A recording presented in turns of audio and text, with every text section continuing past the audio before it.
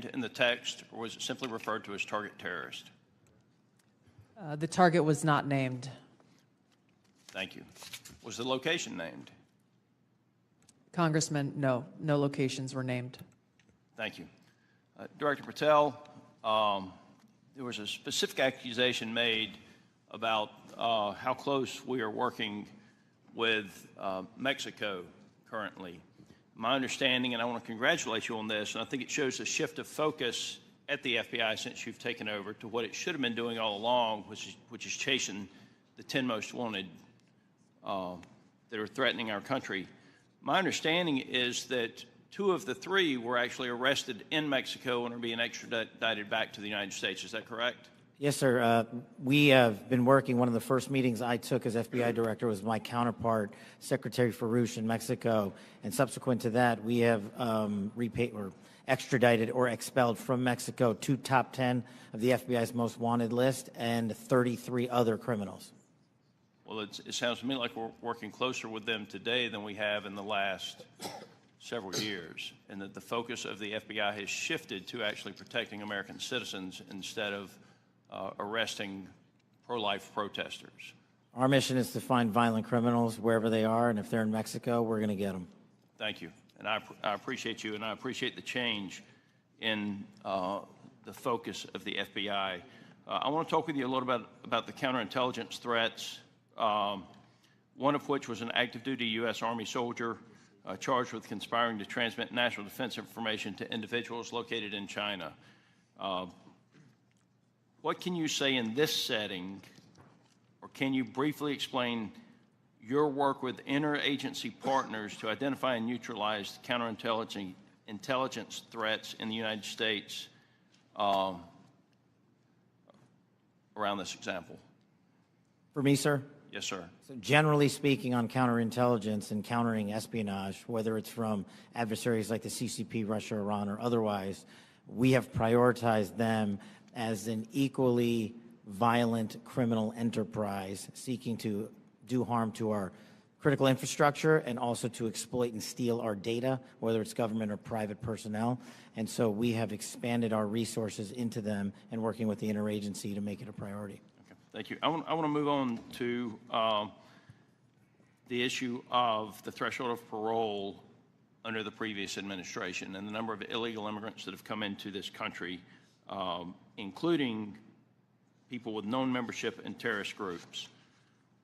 For those individuals that pose a risk and that we have captured and are being deported, are we sharing the biometric and biographic information with our allies to mitigate their ability to relocate or operate abroad? What we are doing at the FBI is sharing the information we're allowed to with our Five Eye partners, and then on an individual basis, we are trying to share information with other partners who deemed individuals that they find of consequence. Okay. As you move further into your position, if you have additional recommendations on how we better share information, please let us know. Yes, sir. Director Ratcliffe, China's influence on the Panama Canal has increased since 2017. Panama became the first Latin American country to sign on to China's Belt and Road Initiative.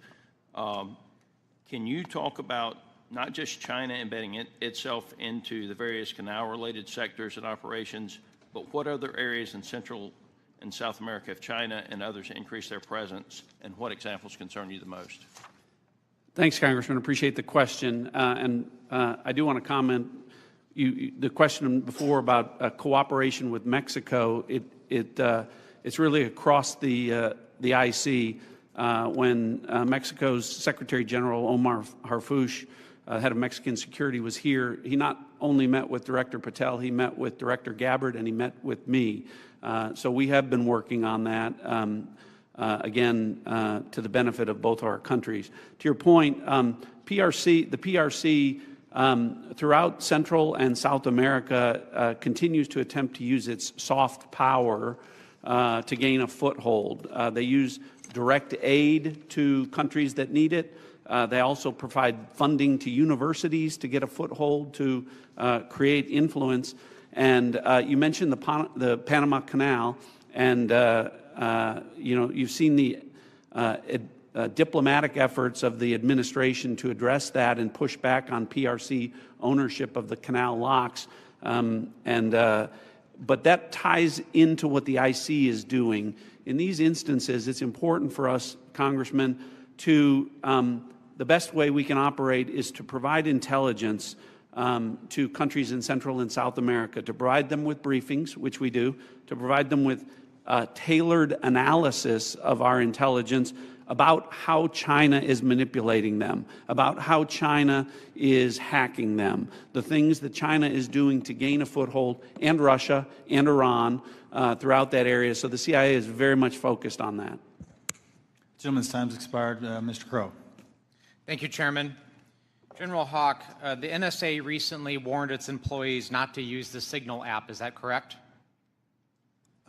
What we did, Congressman, is we put out cybersecurity advisories on a whole host of systems. On the Signal app that was included in that advisory, right? What we've done is we've put out an advisory on how to use the Signal app and other encrypted applications, because we do encourage our employees and their families to use encrypted. Because there's risk to that app. There are. Okay.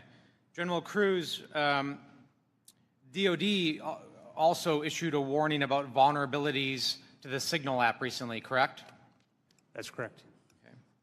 Director Gabbard, you were on the Signal text chain in question, correct? Yes. As was Mr. Witkoff, the administration's lead negotiator with the Russians, correct? Yes. And at the time, Mr. Witkoff was actually in Russia during this chat discussion, was he not? I was not aware of that. Was he on his personal phone at the time? I don't know. Well, it's my understanding that he was indeed in Russia. Director Gabbard, you were also traveling during this discussion, correct? Yes. And where were you? I was traveling through the Asia-Pacific region. I don't recall which country I was in at that time. You don't remember the country? I'd have to go back and look at the schedule. Director Gabbard, I want to direct your attention again to the text chain where it says, just confirmed with CENTCOM, we are a go for mission launch. Does that indicate to you that there is about to be a military operation? Yes. Director Gabbard, earlier in this hearing, we heard about the DOD's classification standards. I want to now turn my attention to your classification standards. You're the Director of National Intelligence. The Office of the Director of National Intelligence classification guide says, quote, information providing indication or advance warning that the U.S. or its allies are preparing for an attack, end quote, is to be classified as top secret. Are you familiar with that? Yes. Director Gabbard, have the Houthis indicated an ability to shoot down American aircraft? Yes. They have in fact done so, haven't they? Yes. Including MQ-9 Reapers, haven't they? That's correct. And that was one of the systems used in the attack recently that's the subject of this discussion, is it not? Correct. General Cruz, are you familiar with this system? I'm not wearing my glasses at the moment, but... Well, I'll help you out. This is an SA-3 anti-aircraft system. Correct. Are you familiar with this next system? I am. What is it?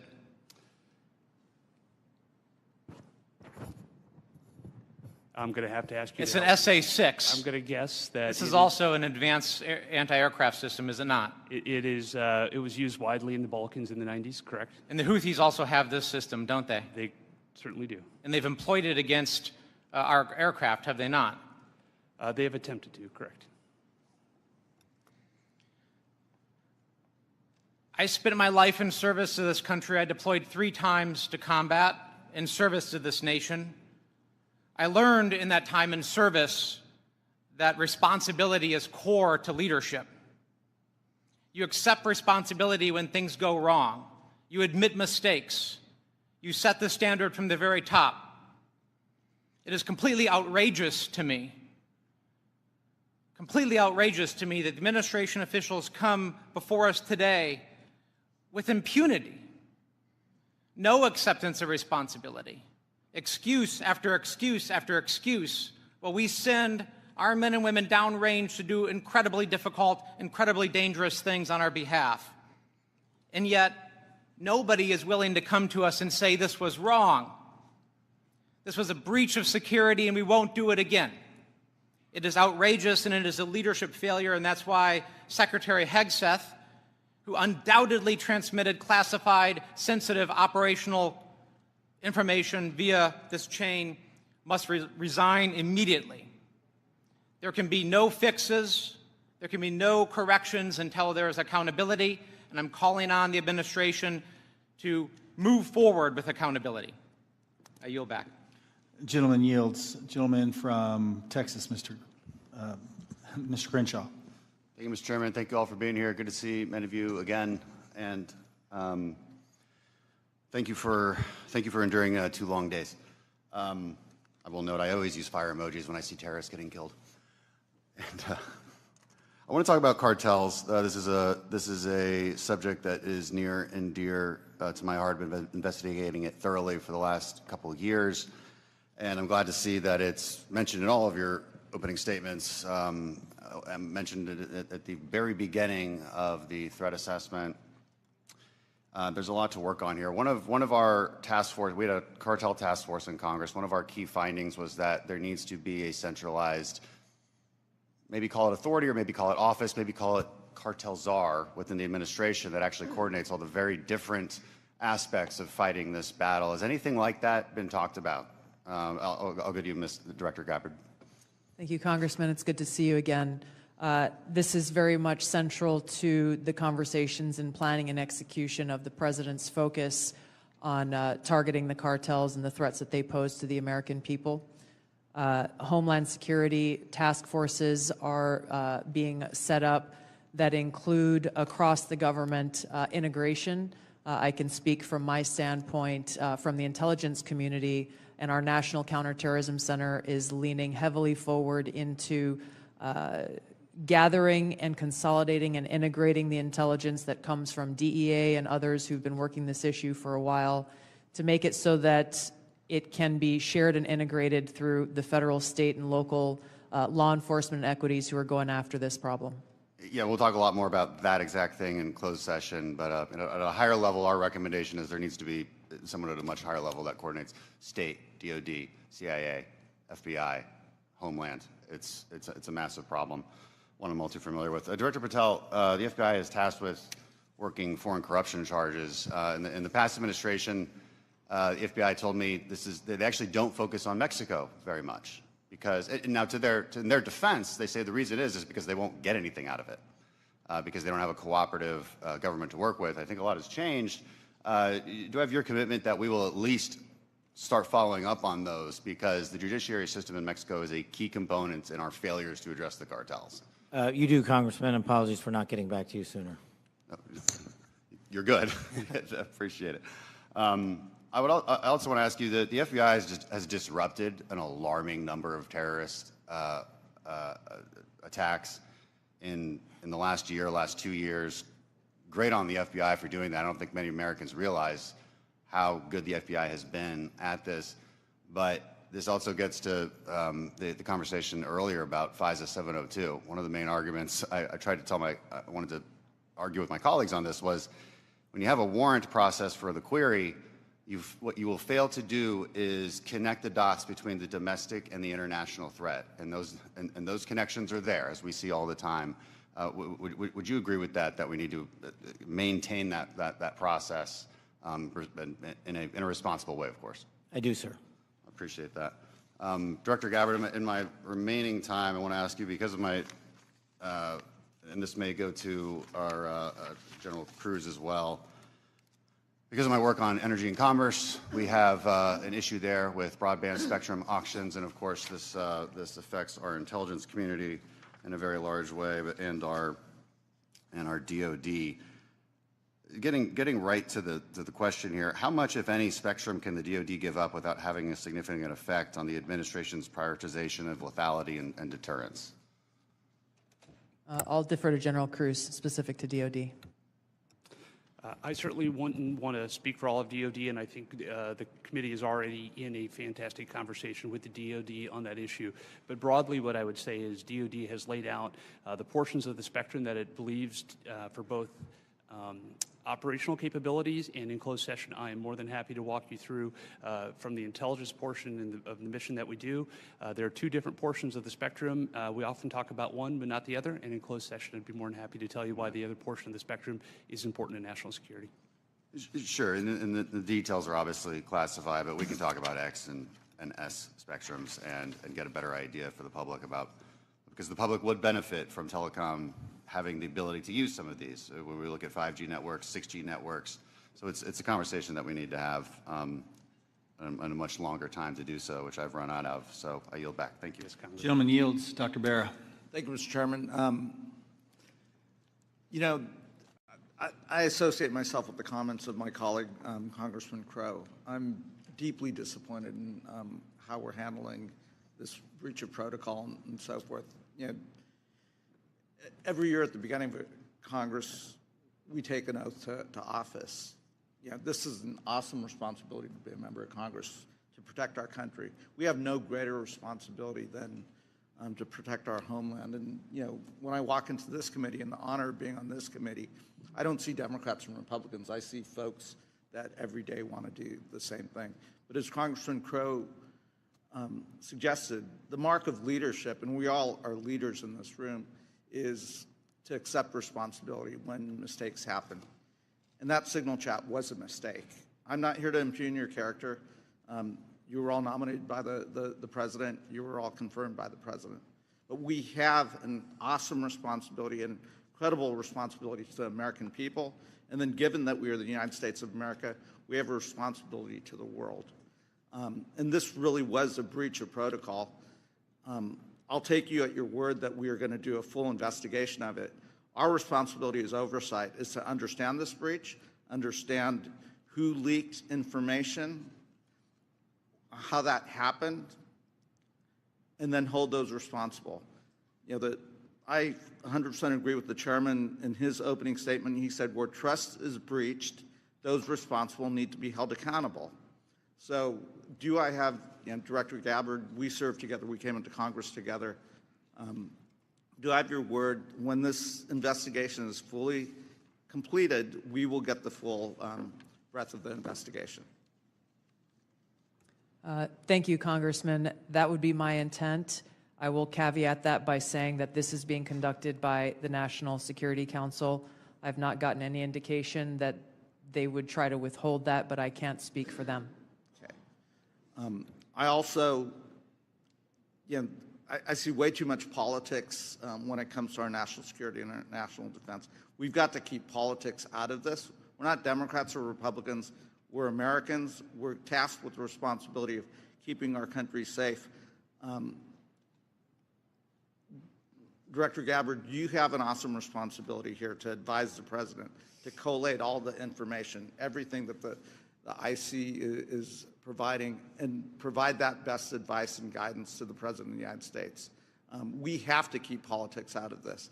Even if the President disagrees with this, if it goes against his personal wishes, if he's considering an order that potentially is unconstitutional or illegal or compromises our security, I want your word that you will always provide and give that honest advice to the President, even if it will make him angry.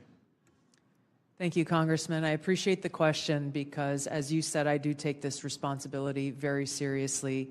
And it was my commitment to the President, to the Senate, the American people, that as the Director of National Intelligence, I will ensure to provide the President and all of you as policymakers with that unbiased, relevant, and timely intelligence. And to your specific question, the answer is yes. I will inform the President of that accurate, timely, unbiased intelligence reporting, whether it is something that agrees with an assumption or a view or an objective or not. That's my responsibility to him and to the American people. Great. I would just offer advice. In your role, what you do on your personal devices versus your official devices, you're speaking to the public, and I would just offer, you know, as I conduct myself, what I say personally is always going to be considered. Congressman Barra saying it. General Hawk, I've appreciated working with you, and have a deep concern about our cyber vulnerabilities. And we will go into some of this in the closed session. But Salt Typhoon is something we take very seriously, as well as Volt Typhoon and the compromises. Can you just briefly give us an update of where we are with those two? So, Congressman, we share your concern in terms of the overall ensuring that we can protect the critical infrastructure of the United States. The area that we have been deeply focused on is our ability to partner with industry. 99% of our critical infrastructure is controlled by our industry. So our ability to bring government information to be able to understand what threats look like and the origin of those threats, help inform how industry can defend that and also create the necessary equipment to ensure that we're secure. That partnership continues to grow, and that's really one of our key priorities. And I'll be able to go in closed session into more detail about the specific actions we've done together as an interagency with our industry teammates. Right, thank you. I yield back. Gentleman yields. A gentleman from Pennsylvania, General Perry. Thank you, Mr. Chairman. Thank you, ladies and gentlemen, for your attendance and your service to national security for our country. I'm going to start with Director Patel and then go to Director Gabbard. I'm concerned, like many Americans, about the wide-scale purchase of land, real estate, et cetera, by the Chinese Communist Party or those sanctioned by the party in America, especially those lands proximate to sensitive military sites or sensitive national security sites. Director Patel, I think we can all understand that that could lead to the ease of nefarious activities of numerous sorts. What do you think should be our posture or our policy from a national security standpoint regarding the purchases of these land and the ownership, occupation, utilization, et cetera, by the Communist Party sanctioned use?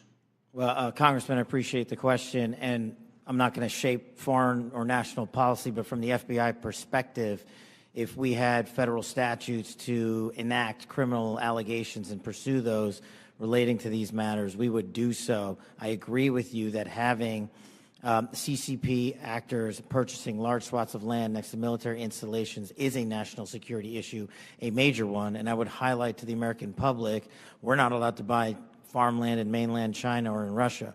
So I don't know why we let that happen here, but that's a personal matter for me. If I were given more legislation on it, I would love to act on it. Thank you. Director Gabbard, I'm going to look at, keeping with the same theme, crypto mining by the sanction. Well, you can't crypto mine in China, right? It's outlawed in China. However, of course, we're supportive of crypto, I am, in the United States of America, but China's mining in America where they can't mine in China. And in particular, I'm thinking about one site where the mining was occurring close to intercontinental ballistic missiles, and CFIUS was tipped off by Microsoft. And of course, there are actions ongoing. Should the Chinese Communist Party, sanctioned individuals or interests, be allowed to crypto mine near sensitive military or national security sites in the United States of America? And if not, what should we be doing about it? Thank you for your question, Congressman. I'm not fully aware and up to date on the specific example that you've mentioned, and I'll go and look into that and get back to you further. Right. Absolutely. Look forward to having the conversation with you. Broadly, this is obviously a concern, that any of these activities occurring near or around any of our military sites creates that potential national security risk and the potential for foreign intelligence collection. I'm hoping it's a priority for everybody on the dais there. It is a priority, I think, for the American people, certainly for me. I want to move on in the time remaining with a related topic, which is the hundreds of incidents by predominantly Chinese students, oftentimes called gate crashers. So this includes the two gentlemen in uniform on the dais. I'm going to kind of point to three events that happened just last year, one in Grayling, Michigan, 5 Chinese students are charged for lying and concealing evidence. One in the University of Minnesota, where a drone flew over Newport News and took pictures of classified information regarding ships and classified systems. And then one at the University of Florida regarding the illicit acquisition and shipment of toxins, biomedical drugs, and research supplies to China. In these cases, or most of these cases, we encounter these people and then we release these people. As a matter of fact, in the case of Florida, apparently she found out that criminal charges were being prepared, and she dropped out of school, and her whereabouts remain unknown at this point. What should be our posture? Because we're trying to follow up after the fact. We're encountering these people, whether they're gate crashers or whether we catch them conducting this illicit activity. We try and prosecute. That takes a lot of man hours, as you know, Director Patel. Is this the best policy, or is there something better that we can do? I mean, the Immigration Nationality Act of 1952 gives the Secretary of State the authority to revoke visas. But should these people be allowed to come to this country in the first place is the question, and what should our posture be? Anybody? In terms of the visa issue, I know that the administration is working on a policy, but to directly answer your question, anybody who utilizes the student visa program to come to this country to conduct criminal activity should never be allowed in this country. And anyone that's doing it here in the United States of America from an FBI standpoint will be vigorously investigated, and will use the expulsion or criminal process on them. I yield, Mr. Chairman. Gentleman yields. Ms. Plaskett. Thank you very much, Mr. Chairman, and good morning to the witnesses. First let me say that we do have to, in this committee, try as much as possible to remain nonpartisan as opposed to bipartisan. I can recall being that way when I was counsel on the House Ethics Committee, and it's a hard position to take. But I'm really struck by the fact that in December of 2023, many people made Secretary Lloyd Austin go through the stages of the cross in self-flagellation and mea culpas for not informing the president that he was having a surgery. And now how we're treating Secretary Hedgepeth as if he is untouchable. Mike Waltz, when he was a member of Congress, went in the Committee on Armed Services to talk about and slammed Austin for holding himself to a different standard than the American people. And yet we are not doing this across the board. And that's disappointing, at the very least, very disappointing. Director Gabbard, thank you for your testimony. And one of the things that I believe I heard you say was that when there was a discussion by DOJ as to the cuts to foreign aid, that there had not been a request for an intelligence and national security or an intelligence assessment of the impact of those cuts. Was that your testimony a little earlier? Congresswoman, I have not seen any kind of actual official assessment, either within the intelligence community or outside of it, on what the effects of those cuts to USAID programs has been. But it was not requested by DOJ of you or of any of the areas in which you have oversight over? I'm not aware of any requests. Okay, great. Thank you. I know that there has been some open source reporting on what the effect of those cuts are. I mean, when we think about several examples, Kenya, our strongest regional ally in the Horn of Africa, and a key partner with us in the fight against terrorist group Al-Shabaab. And, according to the Washington Post, that's not definitive, and we can talk about this in closed session. Some Kenyan journalists are now being trained by Beijing, mirroring the U.S. programs that have been cut by the administration. Director Gabbard, is letting China train Kenyan journalists going to make Kenya more or less receptive to American requests of the Kenyan government, do you believe? As you said, Congresswoman, our relationship with Kenya has been very long-standing. So do cuts of ours to train journalists in Kenya make them more or less, and Beijing having that make them more or less receptive? Clearly there is strategic competition taking place. I'll withhold my personal view to look at an official assessment. Well, I was asking for your director view, not your personal view. And then additionally, we have ended Voice of America, which provided accurate, unbiased news, in our opinion. Meanwhile, St. Petersburg University has announced that it's opened 11 Russian language centers across Africa that pay special attention to the promotion of traditional Russian spiritual and moral values. Director Gabbard, is Russia a friend or a foe? Are they our friend or our adversary? They are an adversary. Thank you. I believe that this reckless cuts make terrorism and our influence in Africa, which is on the front lines of terrorism, a real threat to us, and we need to be careful of it. Director Patel, one of the benefits of being here kind of in the middle is I get to hear other people's testimony and the questions that are asked. I know that Mr. Carson asked you questions specifically about the Counterterrorism Division. And we know that there has been some open source reporting that says that individuals within that division have been removed or been moved, not necessarily fired, but moved. Do you know if that is correct? I don't have any personal information on that, but people within the CTD component, which is a large component of the FBI, move all the time. And have they been moved? Are you able to get that information to us, whether they have or have not been moved? I'll go back to my team and see who has been moved. If you have a particular interest, we'll share it with you. Of course, we have an interest in Counterterrorism Division and movement of individuals within that. Because one of the other things I'm concerned about is you have stated, I believe in other areas, that the disbandment of certain sections of the FBI related to intel and breaking up components.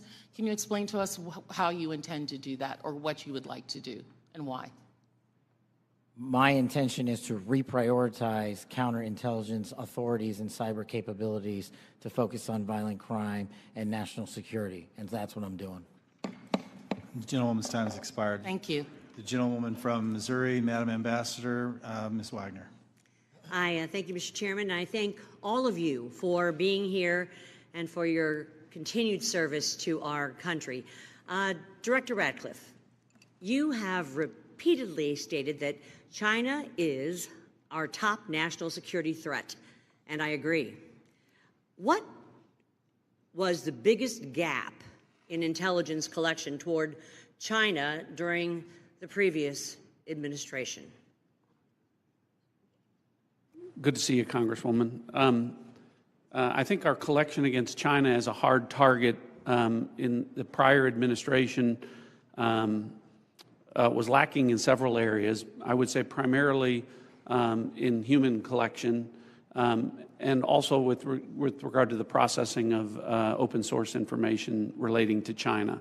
I think part of that relates, Congresswoman, to the policies of the prior administration about treating China as a pacing competitor, I think was the word, as opposed to an adversary. So one of the things in my focus as CIA director, which carried over from my time as DNI, in seeing all of our intelligence, seeing that China is our greatest geopolitical threat, and focusing the CIA specifically more directly in all areas of our collection on China as a hard target. Well, and I'm grateful to hear you say the words open source. So as I hope that all of you may be aware, I am honored to be the chair of the new Open Source Intelligence Subcommittee for HPSI. It is the first time this committee has focused specifically on an intelligence discipline, I'll say. We established this subcommittee because private companies, researchers, and most importantly, foreign adversaries, as we speak, are taking full advantage of the explosion of commercially available information. HPSI has taken a stance that OSINT, open source intelligence, should mature as a primary discipline on its own accord. Director Ratcliffe, your agency kind of produces the lion's share, I'd say, of OSINT. Do you agree, sir, that open source intelligence should mature to be a primary discipline? Absolutely agree. So as you know well, Congresswoman, the CIA is the functional manager for OSINT, just as we are the functional manager for HUMINT across the IC.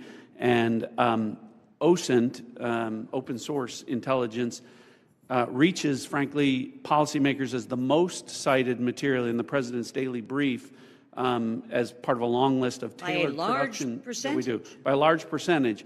But also, as you know, and as you've pointed out, Congressman, until recently, one of the greatest weaknesses with regard to OSINT was that the collection was so large that it was daunting for use by mission partners across the IC.